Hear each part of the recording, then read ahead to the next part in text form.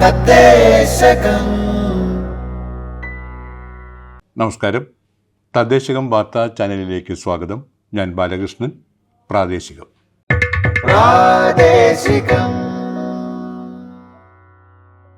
ആദ്യം പ്രധാന വാർത്തകൾ. പഞ്ചായത്തുകളുടെ കാര്യശേഷി വികസനം, രാജ്യത്തെ ഏറ്റവും മികച്ച പ്രവർത്തനം കാഴ്ചവെച്ചതിനുള്ള ദേശീയ പുരസ്കാരം കിലയ്ക്ക്. ദാരിദ്ര്യ നിർമ്മാർജ്ജനം, മികച്ച പഞ്ചായത്തിനുള്ള ദേശീയ പുരസ്കാരം പെരുമ്പടപ്പ് പഞ്ചായത്തിന്. കൊടകര ബ്ലോക്ക് പഞ്ചായത്തിന്റെ ആഭിമുഖ്യത്തിൽ കിലയിൽ സംഘടിപ്പിച്ച she high international she work space conclave തദ്ദേശ സ്വയംഭരണ വകുപ്പ് മന്ത്രി എം.വി. രാജേഷ് ഉദ്ഘാടനം ചെയ്തു. കില അർബൻ പോളിസി സെല്ലിന്റെ ആഭിമുഖ്യത്തിൽ തൃശൂരിലെ കില ആസ്ഥാനത്ത് നഗരനയ കമ്മീഷന്റെ യോഗവും വിദഗ്ധ ചർച്ചകളും സംഘടിപ്പിച്ചു. സംരംഭക സഭകളുടെ സംസ്ഥാനതല ഉദ്ഘാടനം തദ്ദേശ സ്വയംഭരണ വകുപ്പ് മന്ത്രി എം.വി. രാജേഷ് തിരുവനന്തപുരത്ത് നിർവഹിച്ചു. വാർത്തകൾ വിശദമായി. പഞ്ചായത്തുകളുടെ കാര്യശേഷി വികസനം, രാജ്യത്തെ ഏറ്റവും മികച്ച പ്രവർത്തനം കാഴ്ചവെച്ചതിനുള്ള ദേശീയ പുരസ്കാരം കിലയ്ക്ക്. പഞ്ചായത്ത് രാജ് മന്ത്രാലയം നൽകുന്ന ഈ വർഷത്തെ പഞ്ചായത്ത് ക്ഷമതാ നിർമ്മാൺ സർവോത്തം സംസ്ഥാൻ പുരസ്കാരമാണ് രാഷ്ട്രപതി ദ്രൗപദി മുർമുവിൽ നിന്ന് KILA director general A Nizamuddin IAS ഏറ്റുവാങ്ങിയത്. സമഗ്രവും സുസ്ഥിരവുമായ വികസനത്തിന് രാജ്യത്തുടനീളമുള്ള പഞ്ചായത്ത് രാജ് സ്ഥാപനങ്ങളുടെ മാതൃകാപരമായ ശ്രമങ്ങളെ വിലയിരുത്തി ദേശീയ പഞ്ചായത്ത് രാജ് മന്ത്രാലയമാണ് കിലയെ ദേശീയ തലത്തിൽ ഒന്നാമതായി തിരഞ്ഞെടുത്തത്. 1 കോടി രൂപയും ഫലകവും പ്രശംസാപത്രവും അടങ്ങിയതാണ് പുരസ്കാരം. ഡൽഹിയിൽ ഡിസംബർ 11 നടന്ന പുരസ്കാരദാന ചടങ്ങിലാണ് രാഷ്ട്രപതി ദ്രൗപദി മുർമു അവാർഡുകളുടെ വിതരണം നിർവഹിച്ചത്. തദ്ദേശ സ്ഥാപനങ്ങളുടെ കാര്യക്ഷമത വർദ്ധിപ്പിക്കുന്നതിനും നൈപുണ്യ വികസനം പ്രോത്സാഹിപ്പിക്കുന്നതിനും മെച്ചപ്പെട്ട സൗകര്യങ്ങൾ ഉറപ്പാക്കുന്നതിനുമുള്ള കിലയുടെ ഇടപെടലുകൾക്കാണ് ദേശീയ അംഗീകാരം ലഭിച്ചത്. വികേന്ദ്രീകൃത ആസൂത്രണവും പ്രാദേശിക വികസന പ്രവർത്തനങ്ങളും ലോകത്തിന് മാതൃകയായി അവതരിപ്പിക്കുന്നതിൽ കില പ്രധാന പങ്ക് വഹിച്ചു വരികയാണ്. സമകാലിക ആവശ്യങ്ങൾക്കനുസൃതമായി തദ്ദേശ സ്വയംഭരണ സ്ഥാപനങ്ങളെ നവീകരിക്കാൻ കിലയിലൂടെ വിവിധ പരിശീലന പരിപാടികൾ സംഘടിപ്പിക്കുന്നുണ്ട്. തദ്ദേശ ഭരണവുമായി ബന്ധപ്പെട്ട് വിവരശേഖരണത്തിനും ഗവേഷണ പ്രവർത്തനങ്ങൾക്കും കില നേതൃത്വം നൽകി വരുന്നു. നയരൂപീകരണവുമായി ബന്ധപ്പെട്ട കാര്യങ്ങളിൽ സർക്കാരിനെ സഹായിക്കുന്ന ഒരു ഏജൻസി കൂടിയാണ് കില. തദ്ദേശ സ്വയംഭരണം, ലിംഗസമത്വം, കാലാവസ്ഥാ വ്യതിയാനം, ദുരന്ത ലഘൂകരണം, മാലിന്യ പരിപാലനം, പ്രാദേശിക വികസനം, ആരോഗ്യം, നഗരനയങ്ങൾ എന്നീ വിഷയങ്ങളെ ആസ്പദമാക്കി പരിശീലന പരിപാടികൾ, സെമിനാറുകൾ, ശില്പശാലകൾ, ചർച്ചകൾ തുടങ്ങിയവ കില സംഘടിപ്പിക്കാറുണ്ട്. ദേശീയ തലത്തിലും അന്തർദേശീയ തലത്തിലും പരിശീലന പരിപാടികൾക്കും പഠനങ്ങൾക്കും കിലയുടെ ഫാക്കൽറ്റി മറ്റ് ഏജൻസികളുമായി കൈകോർത്ത് പ്രവർത്തിച്ചു വരുന്നു. പരിശീലനത്തോടൊപ്പം അന്തർദേശീയ തലത്തിൽ ഒരു പഠന ഗവേഷണ സ്ഥാപനമായി വികസിക്കുക എന്നതാണ് കിലയുടെ ലക്ഷ്യം. അധികാര വികേന്ദ്രീകരണവും പ്രാദേശിക ആസൂത്രണവും സംബന്ധിച്ച പരിശീലനങ്ങൾ സംഘടിപ്പിക്കുന്നതിനുള്ള ഇന്ത്യയിലെ തന്നെ സുപ്രധാനമായ ഒരു കേന്ദ്രമായി കില ഇതിനോടകം മാറിക്കഴിഞ്ഞു. അന്തർദേശീയ വികസന ഏജൻസികളായ UNDP, UNFPA, UNEP, UNICEF, UN habitat, commonwealth local government forum എന്നിവയുടെയും ദേശീയതലത്തിൽ കേന്ദ്ര പഞ്ചായത്ത് രാജ് മന്ത്രാലയം, കേന്ദ്ര നഗരവികസന മന്ത്രാലയം, MOHUA, NIUA എന്നിവ നടപ്പാക്കുന്ന അധികാര വികേന്ദ്രീകരണം ശക്തിപ്പെടുത്തുന്നതിനും കില വഹിക്കുന്ന പങ്ക് നിസ്തുലമാണ്. Centre for urban governance, child resource centre, gender school for local governance, geo informatics centre, പരിസ്ഥിതി ജൈവ വൈവിധ്യ കാലാവസ്ഥാ വ്യതിയാന കേന്ദ്രം, സുസ്ഥിര വികസന കേന്ദ്രം, ഇന്നൊവേഷൻ ആൻഡ് ഇൻക്യുബേഷൻ ഹബ് തുടങ്ങിയ വിഷയകേന്ദ്രങ്ങളും കിലയിൽ പ്രവർത്തിച്ചു വരുന്നു. പുരസ്കാരം സ്വീകരിച്ച ഡൽഹിയിൽ നിന്ന് മടങ്ങിയെത്തിയ കില ഡയറക്ടർ ജനറൽ എ നിസാമുദ്ദീൻ IASന് കില ജീവനക്കാർ ഊഷ്മളമായ സ്വീകരണം നൽകി. ദാരിദ്ര്യ നിർമ്മാർജ്ജനം, മികച്ച പഞ്ചായത്തിനുള്ള ദേശീയ പുരസ്കാരം പെരുമ്പടപ്പ് പഞ്ചായത്തിന്. ദാരിദ്ര്യ നിർമ്മാർജ്ജനവുമായി ബന്ധപ്പെട്ട് പെരുമ്പടപ്പ് പഞ്ചായത്ത് നടത്തിയ ശ്രദ്ധേയമായ ഇടപെടലുകൾ പരിഗണിച്ച് ദേശീയതലത്തിൽ മികച്ച 2ാമത്തെ പഞ്ചായത്തായാണ് പുരസ്കാരം നേടിയത്. രാഷ്ട്രപതി ദ്രൗപദി മുർമുവിൽ നിന്ന് ദീൻദയാൽ ഉപാധ്യായ സതത് വികാസ് പുരസ്കാരം പ്രസിഡന്റ് ബിനീഷ മുസ്തഫയും സെക്രട്ടറി സാജൻജി ജേക്കബും ചേർന്ന് സ്വീകരിച്ചു. 75 ലക്ഷം രൂപയും ഫലകവും ഉൾപ്പെടുന്നതാണ് പുരസ്കാരം. തുടർച്ചയായി 2ാം തവണയാണ് പെരുമ്പടപ്പ് ദേശീയ പുരസ്കാരം നേടുന്നത്. ഇത്തവണ ദേശീയ അംഗീകാരം നേടിയ സംസ്ഥാനത്തെ ഏക പഞ്ചായത്ത് കൂടിയാണ് പെരുമ്പടപ്പ്. 2022-23 വർഷത്തിൽ 2,72,75,000 രൂപ പഞ്ചായത്ത് ദാരിദ്ര്യ ലഘൂകരണത്തിനായി ചെലവഴിച്ചിരുന്നു. കൊടകര ബ്ലോക്ക് പഞ്ചായത്തിൻ്റെ ആഭിമുഖ്യത്തിൽ കില തൃശൂർ ആസ്ഥാനത്ത് സംഘടിപ്പിച്ച she hive international she work space conclave തദ്ദേശ സ്വയംഭരണ എക്സൈസ് വകുപ്പ് മന്ത്രി എം.പി. രാജേഷ് ഓൺലൈനായി ഉദ്ഘാടനം ചെയ്തു. കേരളത്തിലെ തദ്ദേശ സ്ഥാപനങ്ങളുടെ ചരിത്രത്തിൽ മാതൃകാപരമായൊരു പദ്ധതിയാണിതെന്ന് മന്ത്രി പറഞ്ഞു. റവന്യൂ ഭവന വകുപ്പ് മന്ത്രി കെ രാജൻ മുഖ്യാതിഥിയായി. കെ രാമചന്ദ്രൻ MLA അധ്യക്ഷത വഹിച്ചു. ചടങ്ങിൽ അദ്ദേഹം ഭദ്രദീപം കൊളുത്തി. UN പ്രതിനിധി കാന്തസിംഗ് മുഖ്യപ്രഭാഷണം നടത്തി. Kodakara block panchayat president MR Ranjith സ്വാഗതം ആശംസിച്ചു. സർക്കാരിൻ്റെ സ്ത്രീപക്ഷ കേരളം എന്ന അഭിമാന പദ്ധതിയുടെ ഭാഗമായാണ് കൊടകര ബ്ലോക്ക് പഞ്ചായത്ത് വനിതകൾക്കായി ശ്രീ വർക്ക് സ്പേസ് ഒരുക്കുന്നത്. 7 നിലകളിലായി 7750 സ്ക്വയർ ഫീറ്റിലാണ് ശ്രീ വർക്ക് സ്പേസിനുള്ള കെട്ടിടം രൂപകൽപ്പന ചെയ്തിട്ടുള്ളത്. നേരിട്ടും അല്ലാതെയും 4000-ഓളം പേർക്ക് തൊഴിൽ സുരക്ഷ ഉറപ്പാക്കാൻ ഇതിലൂടെ സാധിക്കുമെന്നാണ് വിലയിരുത്തൽ. സംസ്ഥാന സർക്കാരിൻ്റെയും നബാർഡിൻ്റെയും ജില്ലാ പഞ്ചായത്തിൻ്റെയും വിവിധ ഗ്രാമപഞ്ചായത്തുകളുടെയും കിലയുടെയും സഹകരണത്തോടെയാണ് കൊടകര ബ്ലോക്ക് പഞ്ചായത്ത് ഈ പദ്ധതി ഒരുക്കിയത്. വനിതകൾക്കും മറ്റ് ജെൻഡർ ന്യൂനപക്ഷങ്ങൾക്കും തൊഴിൽ ശേഷി വർദ്ധിപ്പിക്കുകയും സാമൂഹിക സാമ്പത്തിക നീതി ഉറപ്പാക്കുകയുമാണ് പദ്ധതിയുടെ അടിസ്ഥാന ലക്ഷ്യം. ഈ കെട്ടിടത്തിൽ കുഞ്ഞുങ്ങൾക്കുള്ള ക്രഷ്, വയോജന സൗഹൃദ പകൽ വീടുകൾ, സൂപ്പർ മാർക്കറ്റ്, കഫേ, ജിം തുടങ്ങി വിവിധ സ്ഥാപനങ്ങളും പ്രവർത്തിക്കും. ഉദ്ഘാടന ചടങ്ങിൽ Kodakara block panchayat vice president Sheela Manoharan, standing committee അധ്യക്ഷന്മാരായ അഡ്വക്കേറ്റ് അൽജോ പുളിക്കൻ, സജിത രാജീവൻ, വിവിധ ഗ്രാമപഞ്ചായത്ത് പ്രസിഡന്റുമാരായ Ambili Soman, Ajitha Sudhakaran, Sundari Mohandas, K Rajeswari, KILA deputy director in charge doctor Amritha KPN, KILA faculty doctor Amritharaj തുടങ്ങിയവർ സംസാരിച്ചു. ഡോക്ടർ രതീഷ് കാളിയാടൻ ക്യൂറേറ്ററായ 2 ദിവസത്തെ കോൺക്ലേവ് ഇന്ന് അവസാനിക്കും. കില അർബൻ പോളിസി സെല്ലിൻ്റെ ആഭിമുഖ്യത്തിൽ തൃശ്ശൂരിലെ കില ആസ്ഥാനത്ത് നഗരനയ കമ്മീഷൻ്റെ യോഗവും വിദഗ്ധ ചർച്ചകളും സംഘടിപ്പിച്ചു. യോഗത്തെ KILA director general A Nizamuddin IAS അഭിസംബോധന ചെയ്തു. നഗരനയ കമ്മീഷൻ അധ്യക്ഷൻ ഡോക്ടർ M സതീഷ് കുമാർ, സഹ അധ്യക്ഷന്മാരായ Kochi mayor advocate M Anilkumar, ലോകബാങ്ക് ADB consultant E Narayanan, Guruvayur municipal chairman Krishnadas, തദ്ദേശ സ്വയംഭരണ വകുപ്പ് പ്രിൻസിപ്പൽ സെക്രട്ടറിയും നഗരനയ കമ്മീഷൻ മെമ്പർ സെക്രട്ടറിയുമായ doctor Sharmila Mary Joseph IAS, commission അംഗങ്ങളായ പ്രൊഫസർ ഡോക്ടർ ജാനകി നായർ, ഹഡ്കോ CMD V Suresh, Thiruvananthapuram IIST മുൻ രജിസ്ട്രാർ YVN കൃഷ്ണമൂർത്തി, മുൻ Shimla deputy mayor ടിക്കേന്ദർ Singh Panwar, KT Raveendran, doctor Ashok Kumar, doctor CP Vinod തുടങ്ങി വിവിധ മേഖലകളിൽ നിന്നുള്ള വിദഗ്ധർ ചർച്ചകൾ നയിച്ചു. KILA registrar Toby Thomas, KILA urban chair professor doctor Ajith Kaliyath, KILA senior urban fellow doctor Rajesh K തുടങ്ങിയവരും ചർച്ചയിൽ സംബന്ധിച്ചു. നവകേരളത്തെ നിർണ്ണയിക്കുക എന്ന ലക്ഷ്യത്തോടെ നഗരനയത്തിൻ്റെ ഭാവി പരിപാടികളെക്കുറിച്ച് വിശദമായ ചർച്ചകൾക്കും റിപ്പോർട്ട് തയ്യാറാക്കലുമായിരുന്നു വിദഗ്ധ ചർച്ചകളുടെ ലക്ഷ്യം.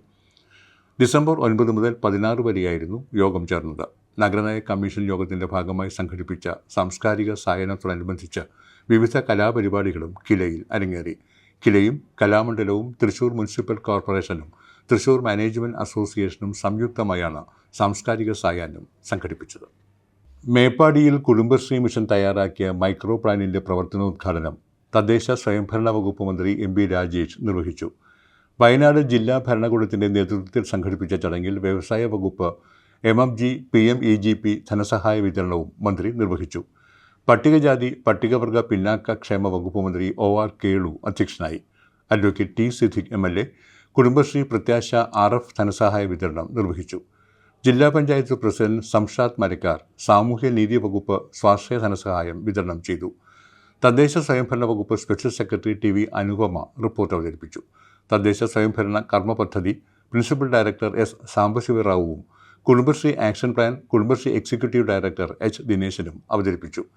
തദ്ദേശ സ്വയംഭരണ സ്ഥാപനങ്ങളുടെ ഏകോപനം മേപ്പാടി ഗ്രാമപഞ്ചായത്ത് പ്രസിഡന്റ് K ബാബു നിർവഹിച്ചു. ജില്ലാ കളക്ടർ DR മേഘശ്രീ, ജില്ലാ panchayat vice president S Bindu, Meppadi ഗ്രാമപഞ്ചായത്ത് vice president Radha Ramaswamy, standing committee അധ്യക്ഷന്മാർ, ജനപ്രതിനിധികൾ, ഉദ്യോഗസ്ഥർ തുടങ്ങിയവർ സന്നിധരായിരുന്നു. തദ്ദേശ സ്വയംഭരണ തലത്തിൽ സംരംഭക സഭകളുടെ സംസ്ഥാനതല ഉദ്ഘാടനം തദ്ദേശ സ്വയംഭരണ വകുപ്പ് മന്ത്രി MB രാജേഷ് തിരുവനന്തപുരത്ത് നിർവഹിച്ചു. തദ്ദേശ സ്വയംഭരണ സ്ഥാപനങ്ങൾ ഇനി സാധാരണ ചെയ്യുന്ന പ്രവർത്തനങ്ങൾ മാത്രം നിർവഹിച്ചാൽ പോരെന്നും സാമ്പത്തിക വളർച്ചയുടെ എഞ്ചിനുകളായി പ്രവർത്തിക്കണം എന്നതാണ് സർക്കാരിൻ്റെ കാഴ്ചപ്പാടെന്നും മന്ത്രി പറഞ്ഞു. വ്യവസായ വകുപ്പ് മന്ത്രി P രാജീവ് അധ്യക്ഷനായി. സംരംഭക വർഷം പദ്ധതിയുടെ തുടർ പ്രവർത്തനങ്ങളുടെ ഭാഗമായാണ് തദ്ദേശ സ്വയംഭരണ സ്ഥാപന തലത്തിൽ സംരംഭക സഭകൾ സംഘടിപ്പിക്കുന്നത്. തദ്ദേശ തലത്തിലുള്ള സംരംഭകരുടെ പ്രശ്നങ്ങൾ കേൾക്കാനും അവയ്ക്ക് പരിഹാരങ്ങൾ നിർദ്ദേശിക്കാനും വ്യവസായ വകുപ്പിൻ്റെയും മറ്റ് വകുപ്പുകളുടെയും സംരംഭകത്വ പ്രോത്സാഹന പദ്ധതികളും സേവനങ്ങളും പരിചയപ്പെടുത്താനും സംരംഭക സഭ ഉപയോഗിക്കും.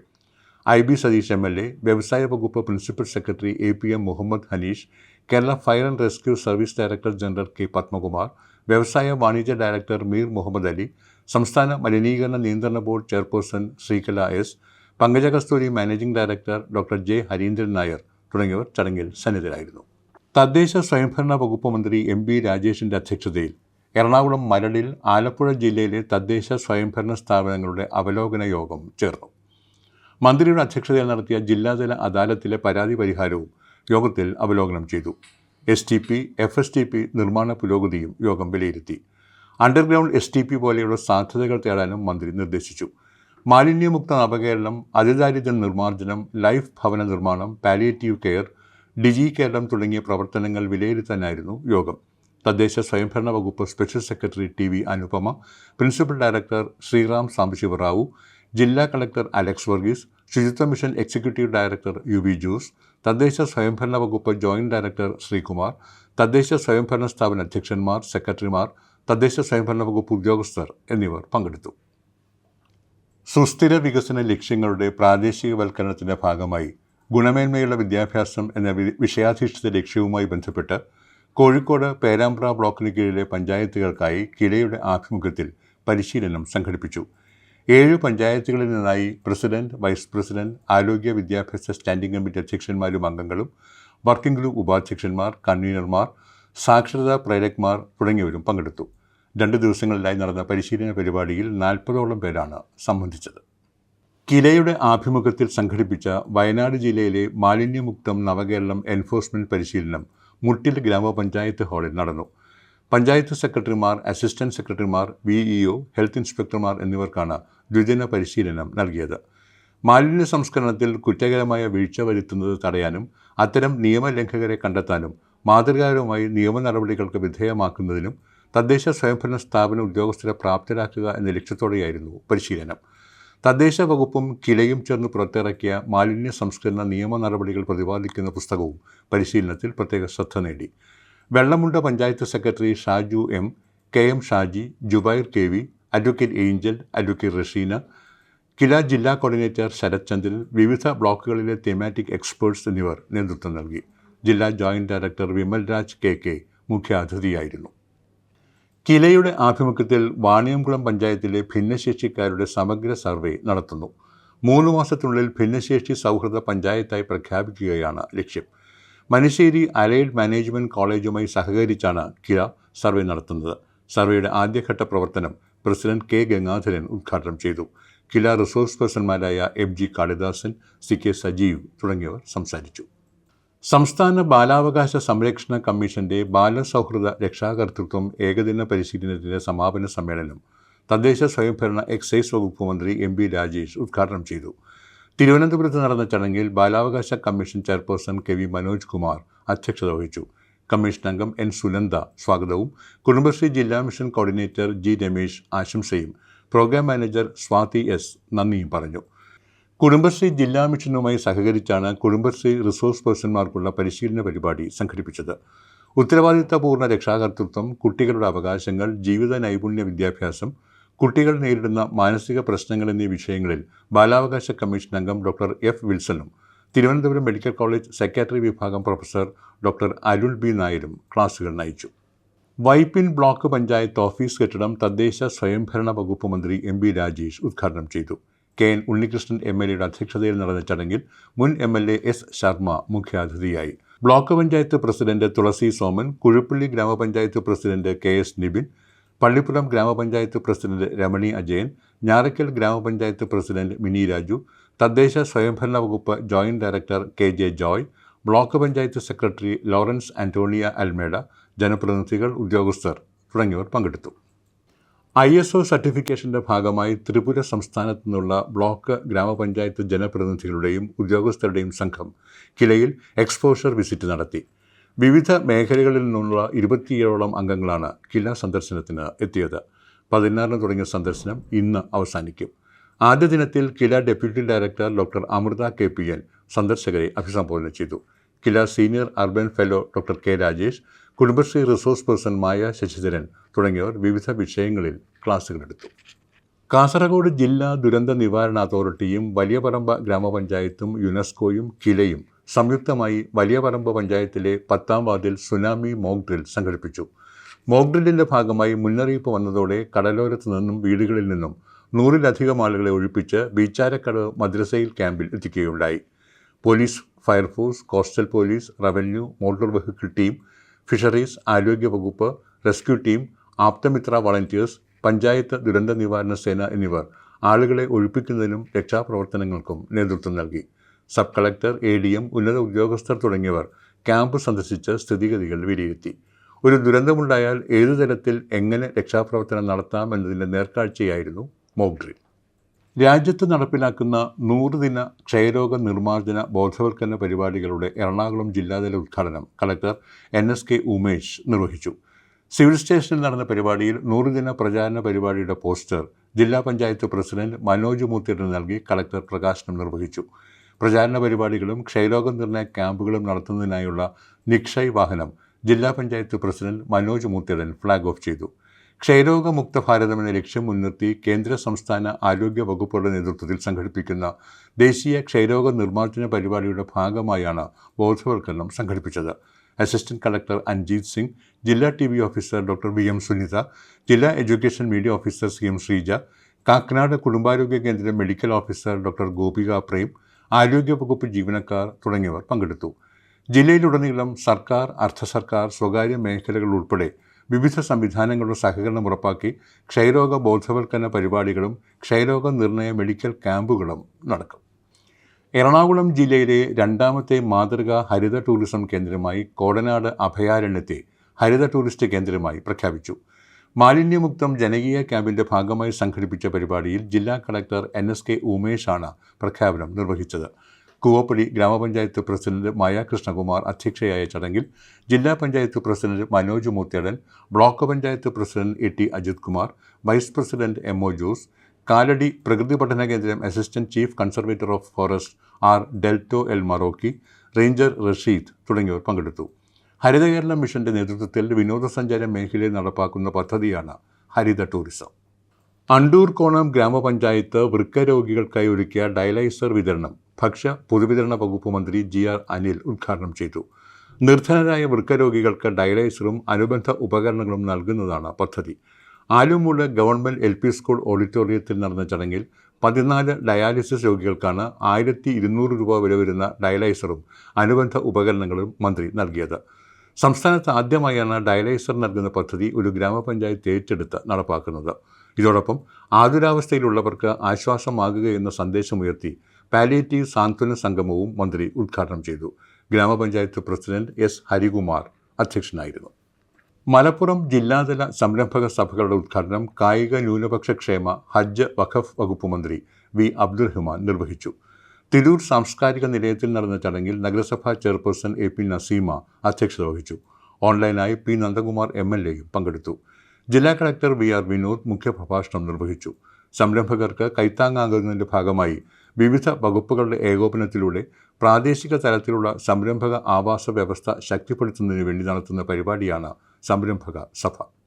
പ്ലാസ്റ്റിക് കണങ്ങൾ മനുഷ്യരിലും പരിസ്ഥിതിയിലും ഉണ്ടാക്കുന്ന ആഘാതത്തെക്കുറിച്ച് പഠിക്കാനായി കണ്ണൂർ ബ്ലോക്ക് പഞ്ചായത്ത് നടത്തുന്ന പരിസ്ഥിതി ആരോഗ്യ ആഘാത സർവേക്ക് തുടക്കമായി. 100 എന്യൂമറേറ്റർമാർ അടങ്ങിയ സംഘം ബ്ലോക്ക് പഞ്ചായത്ത് പരിധിയിലെ വീടുകൾ സന്ദർശിച്ച് തയ്യാറാക്കുന്ന റിപ്പോർട്ടിൻ്റെ അടിസ്ഥാനത്തിൽ തുടർ പദ്ധതികൾ രൂപപ്പെടുത്തും. സംസ്ഥാനത്ത് ആദ്യമായാണ് ഇത്തരമൊരു ഉദ്യമം. സർവേയുടെ ഭാഗമാകുന്ന എന്യൂമറേറ്റർമാർക്കുള്ള ശില്പശാല block panchayat president KC Jisha ഉദ്ഘാടനം ചെയ്തു. വൈസ് പ്രസിഡന്റ് അബ്ദുൾ നിസാർ വായിപ്പറമ്പ് അധ്യക്ഷനായി. പരിസ്ഥിതി ശാസ്ത്രജ്ഞനും മൈക്രോ പ്ലാസ്റ്റിക് പദ്ധതി കോർഡിനേറ്ററുമായ doctor MK Satheesh Kumar class എടുത്തു. സ്ഥിരം സമിതി അധ്യക്ഷന്മാരായ KV Satheesan, P Praseetha, secretary Sima Kunjal, KP Vivek എന്നിവർ സംസാരിച്ചു. തിരുവാണിയൂർ ഗ്രാമപഞ്ചായത്ത് മിനി സിവിൽ സ്റ്റേഷന്റെ ശിലാസ്ഥാപനം തദ്ദേശ സ്വയംഭരണ വകുപ്പ് മന്ത്രി MB രാജേഷ് നിർവഹിച്ചു. ശ്രീനിജൻ MLA അധ്യക്ഷനായിരുന്നു.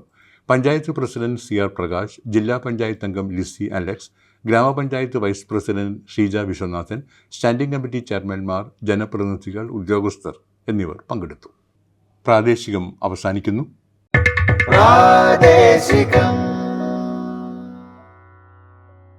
ഇനി നേർക്കാഴ്ച.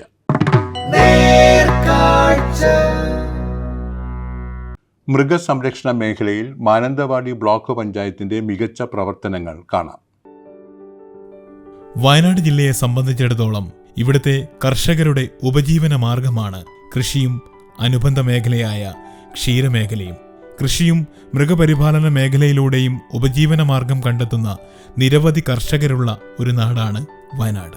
ഇവിടെയാണ് സഞ്ചരിക്കുന്ന മൃഗാശുപത്രി എന്ന പദ്ധതി നടപ്പിലാക്കുന്നത്. 152 ബ്ലോക്ക് പഞ്ചായത്തിൽ 2ാം സ്ഥാനത്താണ് മാനന്തവാടി ബ്ലോക്ക് പഞ്ചായത്ത് പാൽ ഉൽപ്പാദനത്തിൻ്റെ കാര്യത്തിൽ. 22 ക്ഷീരസംഘങ്ങൾ ഈ മാനന്തവാടി ബ്ലോക്ക് പരിധിയിലുണ്ട്.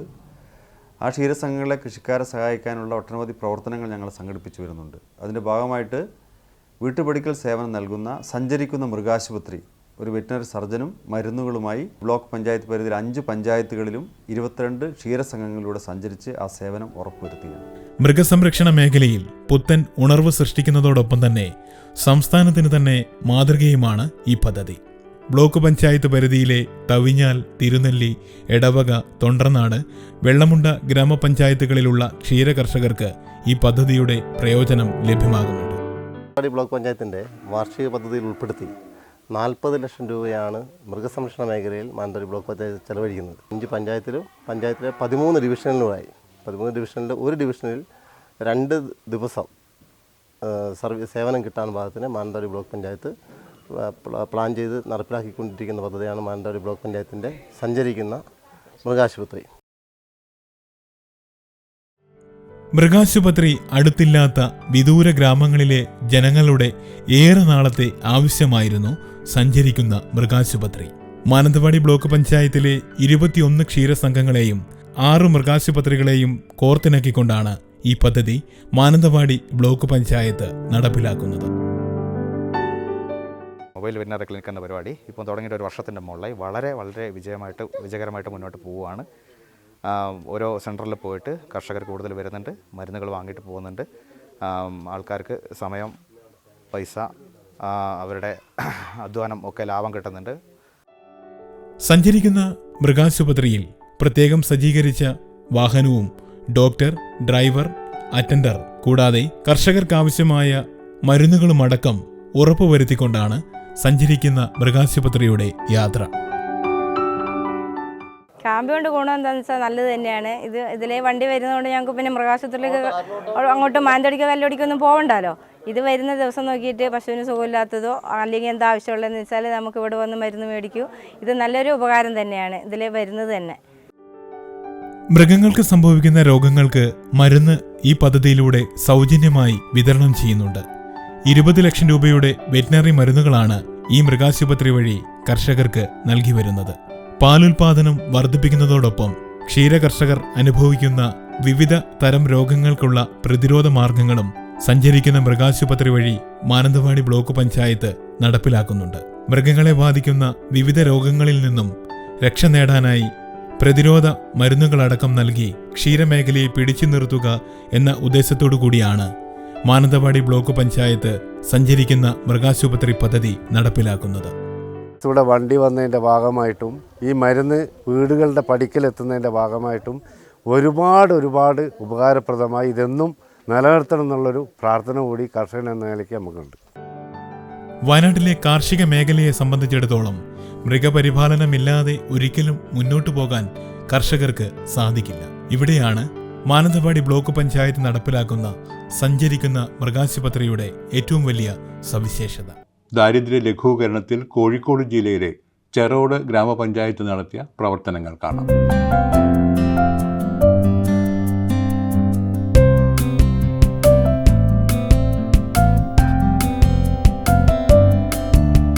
ചോറോട് ഗ്രാമപഞ്ചായത്തിൽ 2021-22 സാമ്പത്തിക വർഷത്തിൽ ലൈഫ് ഭവന പദ്ധതിയിൽ ഉൾപ്പെടുത്തി 9 മത്സ്യത്തൊഴിലാളി കുടുംബങ്ങൾക്കും 5 പട്ടികജാതി കുടുംബങ്ങൾക്കും വീട് നൽകിയിട്ടുണ്ട്. 6 പേർക്ക് ഭൂമി വാങ്ങുന്നതിന് ധനസഹായം അനുവദിച്ചു. വാസയോഗ്യമല്ലാത്ത 5 വീടുകൾ 2021-22 വർഷത്തിൽ 5 ലക്ഷം രൂപ ധനസഹായം നൽകി വാസയോഗ്യമാക്കിയിട്ടുണ്ട്. പട്ടികജാതി വിഭാഗത്തിൽപ്പെട്ട ഒരാളുടെ വീട് വാസയോഗ്യമാക്കിയിട്ടുണ്ട്. ദാരിദ്ര്യ ലഘൂകരണ പ്രവർത്തനങ്ങൾക്ക് ഏറ്റവും ഉയർന്ന പരിഗണന നൽകിയിട്ടുണ്ട്. 1 കോടിയിലധികം രൂപ ഈ മേഖലയിലെ പ്രവർത്തനങ്ങൾക്ക് വേണ്ടി പഞ്ചായത്തിന് വിനിയോഗിക്കാൻ കഴിഞ്ഞിട്ടുണ്ട്. ഏറ്റവും മുൻഗണന നൽകിയിട്ടുള്ളത് ഭവന നിർമ്മാണ രംഗത്ത് ലൈഫ് പദ്ധതിയുമായി ബന്ധപ്പെട്ടുകൊണ്ട് വലിയ രൂപത്തിലുള്ള തുക ചെലവഴിക്കാൻ വേണ്ടി ഞങ്ങളുടെ ഗ്രാമപഞ്ചായത്തിന് കഴിഞ്ഞിട്ടുണ്ട്. പരമ്പരാഗത തൊഴിൽ പ്രോത്സാഹനത്തിന്റെ ഭാഗമായി 2 ഗ്രൂപ്പുകൾക്ക് മൺപാത്ര നിർമ്മാണ യൂണിറ്റ് ആരംഭിക്കുന്നതിന് 2 ലക്ഷം രൂപ അനുവദിച്ചു.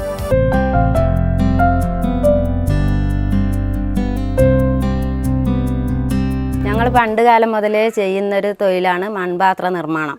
ഞങ്ങളിങ്ങനെ അപേക്ഷ കൊടുത്തിട്ടുണ്ടായിരുന്നു പഞ്ചായത്തിൽ. അപേക്ഷ കൊടുത്ത് ഞങ്ങൾക്ക് 3 ആൾക്കും കൂടിയിട്ട് 1 ലക്ഷം റുപ്യ കിട്ടി. അതിനെ കൊണ്ടാണ് ഞങ്ങളിപ്പോൾ ഈ ജോലി തുടർച്ചയായി കൊണ്ടുപോകുന്നത്.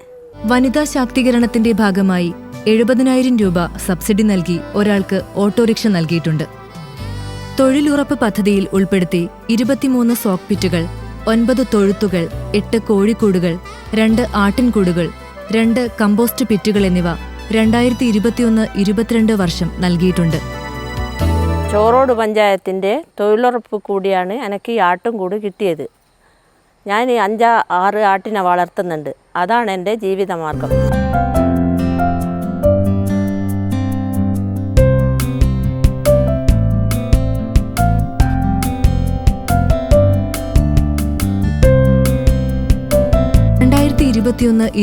വർഷം 727 കുടുംബങ്ങൾക്ക് 100 ദിവസം തൊഴിൽ ലഭ്യമാക്കുന്നതിനും രജിസ്റ്റർ ചെയ്ത ഭിന്നശേഷിക്കാരായ 100% പേർക്കും പട്ടികജാതിയിൽപ്പെട്ട 9 കുടുംബങ്ങൾക്കും 100 തൊഴിൽ ദിനം നൽകുവാൻ പഞ്ചായത്തിന് സാധിച്ചിട്ടുണ്ട്.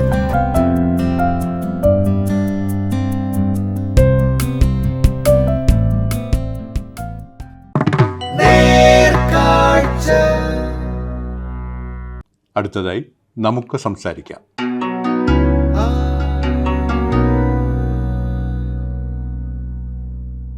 കോഴിക്കോട് ജില്ലയിലെ ചേമഞ്ചേരി പഞ്ചായത്ത് പ്രസിഡന്റ് സദീഖ് കിഴക്കയിലാണ് ഇന്ന് നമുക്ക് സംസാരിക്കാം പരിപാടിയോടൊപ്പം ഉള്ളത്.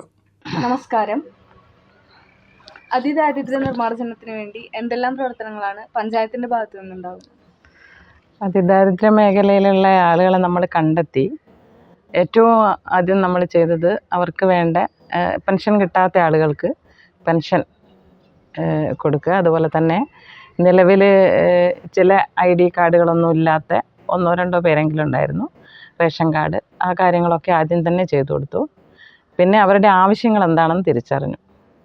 അതായത് ചിലർക്ക് പിന്നെ ആരോഗ്യപരമായ പ്രശ്നങ്ങൾ കൊണ്ടുള്ള ചികിത്സ വേണ്ട ആവശ്യങ്ങളുണ്ടാവും. അതുപോലെ തന്നെ ഭക്ഷണത്തിൻ്റെ കുറവുള്ളവരുണ്ടാവും. അങ്ങനെ ഉള്ള ആളുകളെയൊക്കെ കണ്ടെത്തി അത് നമ്മൾ ചെയ്തു കൊടുത്തു. അതുപോലെ തന്നെ ചിലരെങ്കിലും തൊഴിലിന് വേണ്ടി ആവശ്യപ്പെടുന്ന ആളുകളുണ്ട്. അതായത് ഞങ്ങൾക്ക് തൊഴിൽ കിട്ടിയാൽ ഞങ്ങൾ ഈ മേഖലയിൽ നിന്ന് രക്ഷപ്പെടുമെന്ന് പറയുന്ന ആളുകൾക്ക് ഒരു 5 കുടുംബങ്ങൾക്ക് നമ്മൾ തൊഴിൽ കണ്ടെത്തി കൊടുത്തു. അതായത് ചെറിയ ചെറിയ തൊഴിലുകൾ, തട്ടുകട, അതുപോലെ തന്നെ അവർക്ക് ആവശ്യമായ എന്താണോ ആവശ്യപ്പെടുന്നത് ആ തരത്തിലുള്ള തൊഴിലുകൾ നമ്മൾ കണ്ടെത്തി കൊടുത്തു. പിന്നെ ഭക്ഷണം, അതുപോലെ തന്നെ ചികിത്സ ഏറ്റവും ആദ്യം തന്നെ ഉറപ്പുവരുത്തുന്ന തരത്തിൽ കാര്യങ്ങൾ ചെയ്തു. വീടില്ലാത്തവർക്ക് വീട് നിർമ്മിക്കാൻ ആവശ്യമായ കാര്യങ്ങൾ ചെയ്തു കൊടുത്തു. ലൈഫ് പദ്ധതിയിൽ മുൻഗണന കൊടുത്തുകൊണ്ട് തന്നെ വീട് കൊടുത്തു. അതുപോലെ തന്നെ വീട് റിപ്പയർ ആവശ്യമുള്ള ആളുകൾക്ക് റിപ്പയർ ചെയ്ത് കൊടുക്കുന്നതിനുള്ള പരിപാടികളും ചെയ്തു കൊടുത്തു. ആരോഗ്യ മേഖലയിൽ എന്തൊക്കെ പ്രവർത്തനങ്ങളാണ് പഞ്ചായത്തിന്റെ ഭാഗത്തു നിന്നുണ്ടായിട്ടുള്ളത്? ആരോഗ്യ മേഖലയിൽ നമുക്ക് 3 ആശുപത്രികളുണ്ട്. അതായത് ആയുർവേദ ആശുപത്രി ഉണ്ട്, അതുപോലെ തന്നെ ഹോമിയോ ആശുപത്രി ഉണ്ട്, CSC ഉണ്ട്. CSC ബ്ലോക്കിൻ്റെ കീഴിലാണെങ്കിലും നമ്മളെ പഞ്ചായത്തിലാണ്. അപ്പോൾ CSCയിലേക്ക് മരുന്ന് വാങ്ങാനൊന്നും നമുക്ക് കൊടുക്കേണ്ടതില്ലെങ്കിലും ആയുർവേദ ആശുപത്രിയിലും അതുപോലെ തന്നെ ഹോമിയോ ആശുപത്രിയിലൊക്കെ തന്നെ ഒരുപാട് രോഗികൾ വരുന്നുണ്ട്. അവർക്ക് ആവശ്യമായ മരുന്നുകൾ കൊടുക്കാനുള്ള ഫണ്ട് നമ്മൾ ഉൾപ്പെടുത്തി. അതുപോലെ തന്നെ പാലിയേറ്റീവ് രംഗത്ത് വലിയ രീതിയിലുള്ള പ്രവർത്തനങ്ങൾ നമ്മളെ പഞ്ചായത്തിലുള്ള പാലിയേറ്റീവ് രോഗികളെ കണ്ടെത്തിക്കൊണ്ട് അവർക്ക് ആശ്വാസമാകുന്ന പദ്ധതികളൊക്കെ തന്നെ നമ്മൾ നടപ്പിലാക്കി. അതുപോലെ തന്നെ ഈ ജീവിതശൈലി രോഗങ്ങളുമായി ബന്ധപ്പെട്ട് ജീവതാളം പദ്ധതി കോഴിക്കോട് ജില്ലയിൽ ആണെന്ന് തോന്നുന്നു കേരളത്തിൽ ആദ്യം തന്നെ നടപ്പിലാക്കിയത് ജീവതാളം പദ്ധതി. ജീവതാളം പദ്ധതിയിലൂടെ ഇന്നത്തെ ഈ ക്യാൻസർ പോലുള്ള രോഗങ്ങളൊക്കെ തന്നെ കണ്ടെത്താനുള്ള പരിശോധനകൾ നടത്തി അത് കണ്ടെത്തി അതിന് ചികിത്സ കൊടുക്കുന്ന ആവശ്യമായ പ്രവർത്തനങ്ങളൊക്കെ തന്നെ നടത്തി വരുന്നുണ്ട്. സ്ത്രീകൾക്കും കുട്ടികളുടെയൊക്കെ ക്ഷേമത്തിന് വേണ്ടിയിട്ട് എന്തെല്ലാം പ്രവർത്തനങ്ങളാണ് പഞ്ചായത്തിൻ്റെ ഭാഗത്തു നിന്നുണ്ടായിട്ടുള്ളത്? സ്ത്രീകൾക്ക് എന്ന് പറഞ്ഞാൽ സ്ത്രീകൾക്ക് കൂടുതലായിട്ട് നമ്മളൊരു പുതിയ ഒരു സമ്പാദ്യശീലം ഉണ്ടാക്കിയെടുക്കുക എന്നുള്ളതിൻ്റെ ഭാഗമായിട്ട് സമ്പാദ്യശീലം ഉണ്ടാക്കിയെടുക്കുക എന്ന് വെച്ചാൽ ഒരു തൊഴിൽ ഉണ്ടാക്കി കൊടുക്കുക എന്നുള്ള രീതിയിൽ തൊഴിലിന് വേണ്ടിയിട്ടുള്ള സംരംഭങ്ങൾക്കാണ് നമ്മൾ പ്രാധാന്യം കൊടുത്തിട്ടുള്ളത്.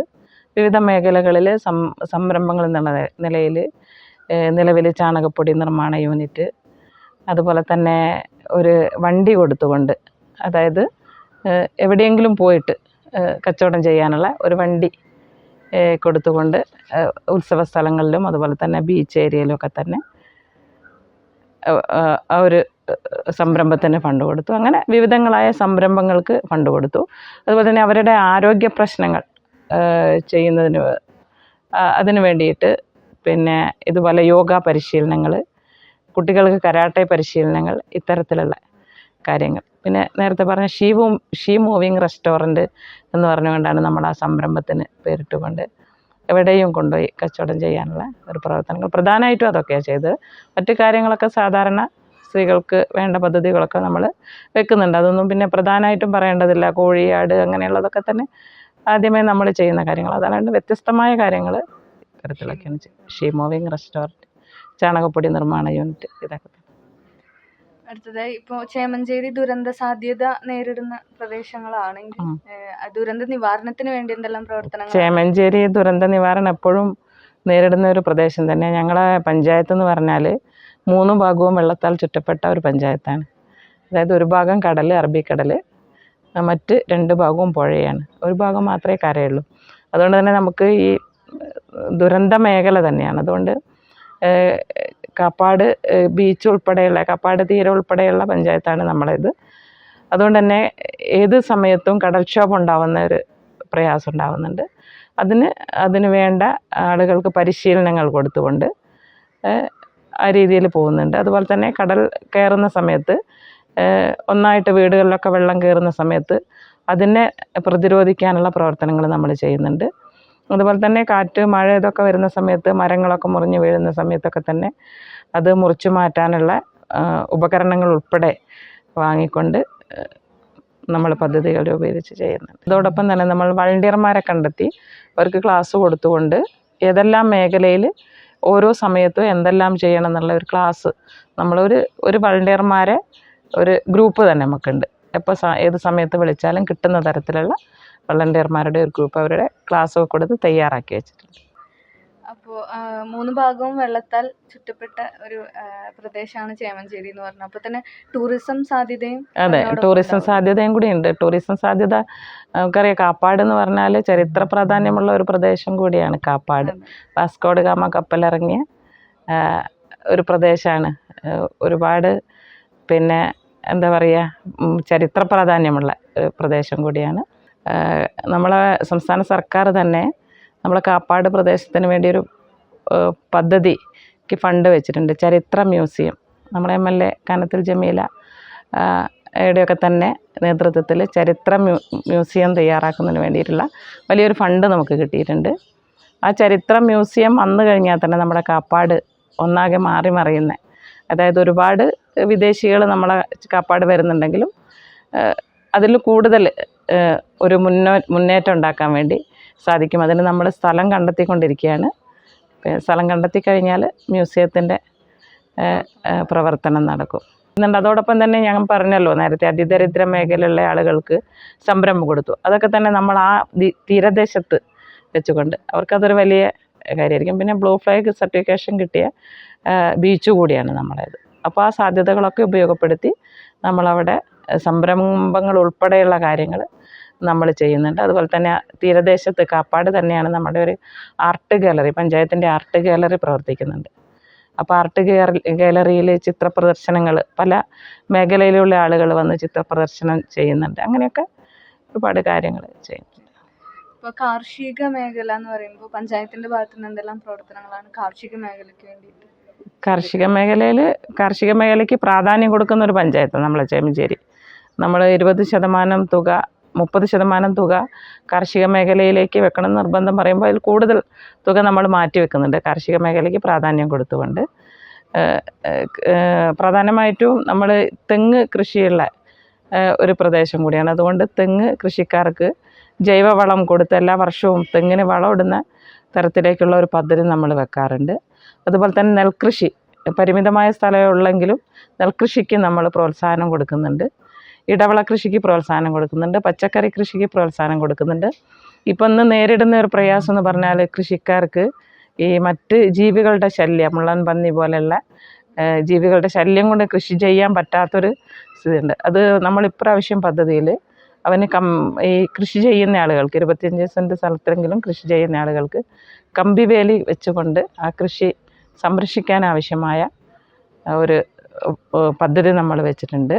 അതോടൊപ്പം തന്നെ ഇപ്രാവശ്യം നന്നായിട്ട് ചെയ്ത ഒരു കൃഷിയാണ് പൂക്കൃഷി.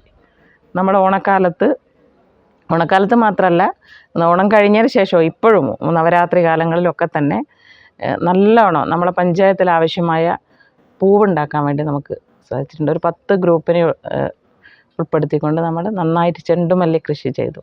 അപ്പം അതിപ്പോഴും പൂവ് ഇങ്ങനെ വിതരണം ചെയ്തു. ഇപ്പം പൂവും ബാക്കിയായി നിൽക്കുക. അപ്പം നമ്മൾ പൂക്കടകളിലൊക്കെ കൊടുത്ത് ഇങ്ങനെ ചെയ്യുന്നുണ്ട്. പിന്നെ ഇതുപോലെ തേനീച്ച കൃഷി നല്ലൊരു പദ്ധതിയായിട്ടാണ് നമുക്ക് തേനീച്ച കൃഷിക്ക് താല്പര്യമുള്ള ആളുകളെ വിളിച്ചു ചേർത്തിക്കൊണ്ട് തേനീച്ച കൃഷിക്കുള്ള ആനുകൂല്യം കൊടുത്തുകൊണ്ട് പദ്ധതിയിൽ വെച്ച് നമുക്ക് നടപ്പിലാക്കാൻ വേണ്ടി സാധിച്ചിട്ടുണ്ട്. അങ്ങനെ വ്യത്യസ്തങ്ങളായ പദ്ധതികൾ കാർഷിക മേഖലയിൽ നമ്മൾ ചെയ്യുന്നുണ്ട്. മാലിന്യ നിർമ്മാർജ്ജന മേഖലയിൽ എന്തെല്ലാം പ്രവർത്തനങ്ങളാണ് പഞ്ചായത്തിൻ്റെ ഭാഗത്ത് നിന്നുണ്ടായിട്ടുള്ളത്? മാലിന്യ നിർമ്മാർജ്ജന മേഖലയിൽ നമ്മളിപ്പോൾ 2 വർഷമായല്ലോ ഏറ്റവും കൂടുതൽ ഇതിനെ പ്രാധാന്യത്തോടു കൂടി കണ്ടുകൊണ്ട് നമ്മൾ ഈ പ്രവർത്തനം തുടങ്ങിയിട്ട്. മാലിന്യ നിർമ്മാർജ്ജന പ്രവർത്തനത്തിൽ ഏറ്റവും പ്രധാനമായും ഹരിതകർമ്മ സേനാംഗങ്ങൾ, നമ്മളെ പഞ്ചായത്ത് 20 വാർഡുകളാണുള്ളത്. 40 ഹരിതകർമ്മ സേനാംഗങ്ങളുണ്ട്. ഒരു വാർഡിൽ 2 എന്നുള്ള നിലയിൽ നന്നായിട്ട് വർക്ക് ചെയ്യുന്നുണ്ട്. തുടക്കത്തിൽ വലിയ പ്രയാസം ഉണ്ടായിരുന്നു. എല്ലാവരും ഒന്നും ഇവരോട് എന്താ പറയുക സഹകരിക്കാത്ത പ്രശ്നങ്ങളൊക്കെ ഉണ്ടായിരുന്നു തുടക്കത്തിൽ. പക്ഷേ ഇപ്പോൾ 100% എല്ലാ വീടുകളും കയറി എന്ന് ഉറപ്പ് വരുത്തുന്ന തരത്തിലേക്ക് നമ്മളായി. അതോടൊപ്പം തന്നെ MCF ഇല്ലായിരുന്നു, MCF ഉണ്ടായി. നമ്മൾ പുതിയ MCF ഉണ്ടാക്കി. പിന്നെ വാർഡുകളിൽ മിനി MCFകൾ വെച്ചുകൊണ്ട് അവിടെ വാർഡുകളിൽ നിന്ന് എടുക്കുന്ന മാലിന്യങ്ങൾ അതായത് വാർഡിൽ തന്നെ അത്യാവശ്യം സൂക്ഷിക്കാനുള്ള ഒരു ഇടപെടൽ അതിൻ്റെ ഭാഗമായിട്ട് വന്നു. പിന്നെ നമുക്ക് മാലിന്യ നിർമ്മാർജ്ജനത്തിൻ്റെ ഭാഗമായിട്ട് 2 വണ്ടികൾ, നമുക്ക് വലിയൊരു വണ്ടിയും അതുപോലെ തന്നെ ചെറുതൊന്ന് 2 വണ്ടികൾ നമ്മൾ കുറച്ച് മാലിന്യങ്ങളൊക്കെ ചെറുതായിട്ട് അങ്ങോട്ടും ഇങ്ങോട്ടും വാർഡിൽ നിന്ന് മാറ്റം ചെയ്യണമെങ്കിൽ ചെറിയ വണ്ടി ഉപയോഗിക്കും.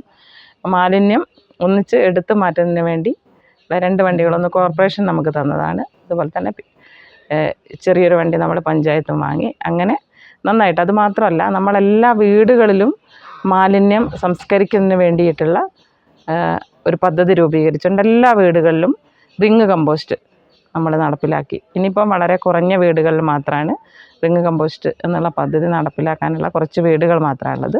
എല്ലാ സ്കൂളുകളിൽ നമുക്ക് 12 സ്കൂളുകളാണുള്ളത്.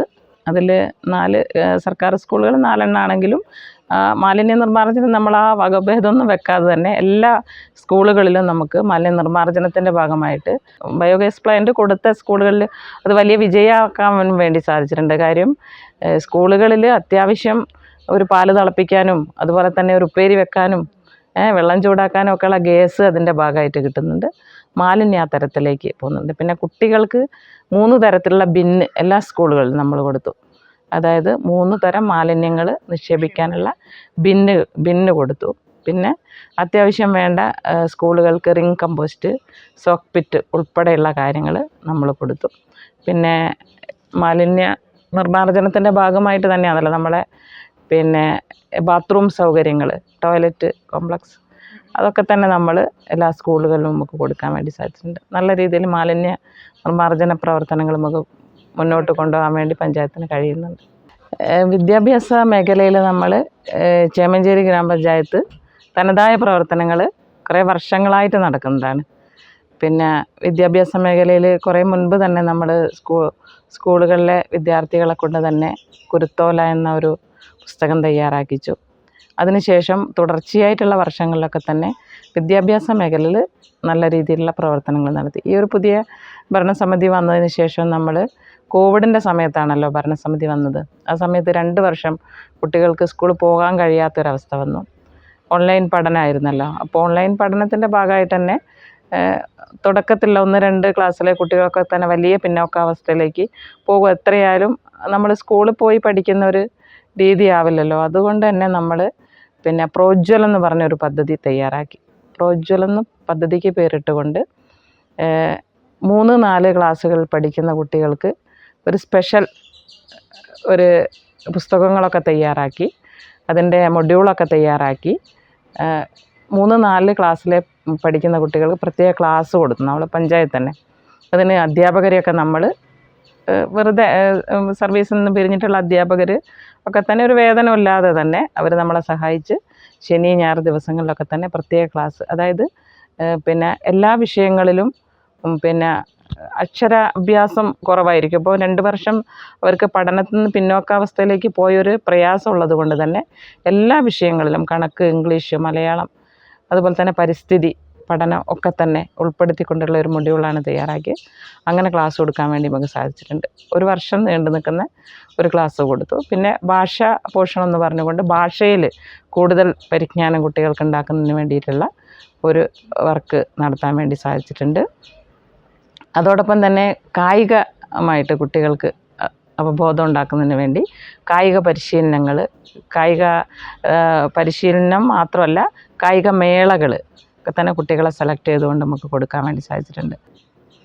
ഇനി ഭാവിയിലേക്ക് നടത്തിക്കൊണ്ടിരിക്കുന്ന പ്രവർത്തനങ്ങളും നടത്താൻ ഉദ്ദേശിക്കുന്ന പ്രവർത്തനങ്ങളെ കുറിച്ച് 2 വാക്ക് പറയാമോ? ഭാവി പ്രവർത്തനത്തിൽ നമ്മൾ ഏറ്റവും പ്രധാനം മാലിന്യ ശുചിത്വ പ്രവർത്തനങ്ങൾ ഇതേ രീതിയിൽ കൊണ്ടുപോകണം എന്നുള്ളത് തന്നെയാണ്.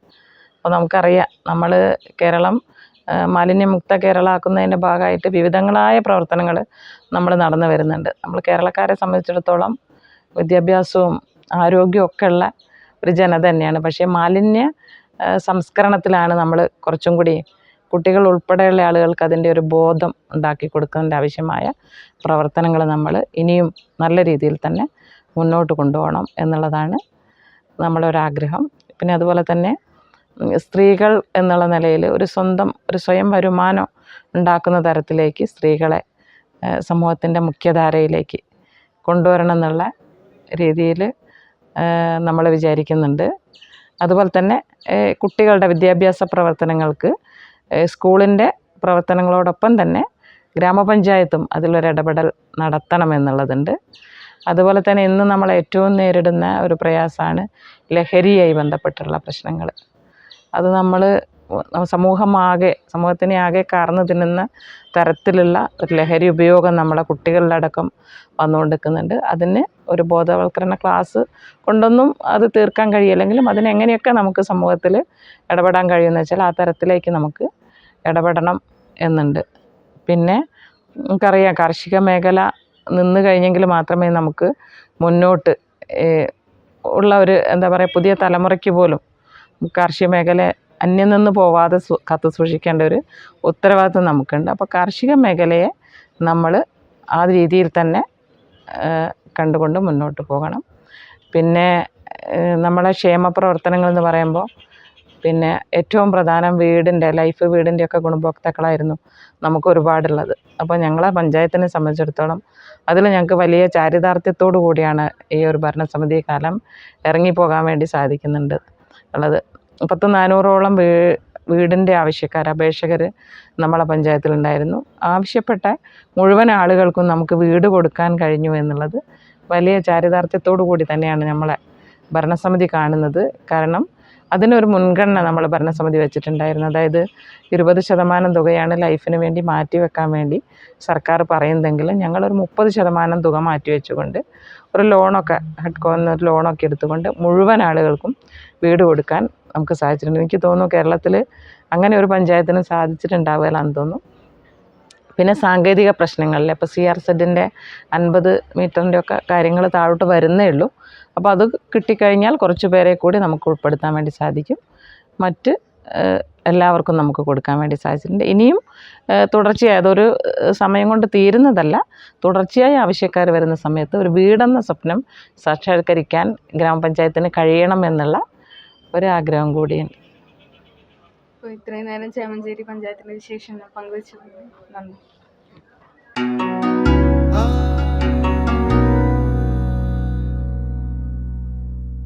തദ്ദേശകം അവസാനിക്കുന്നു. അടുത്ത ആഴ്ച ഇതേ സമയം വീണ്ടും.